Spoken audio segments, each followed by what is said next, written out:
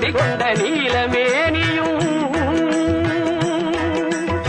நான்கவாயும் நாலிரு புயமும் மூன்று கண்ணும் மதச்சுவடும் இரண்டு செவியும் இலங்கு பொன்முடியும் இரண்ட முப்புரினோர் திகழொளி மார்பும்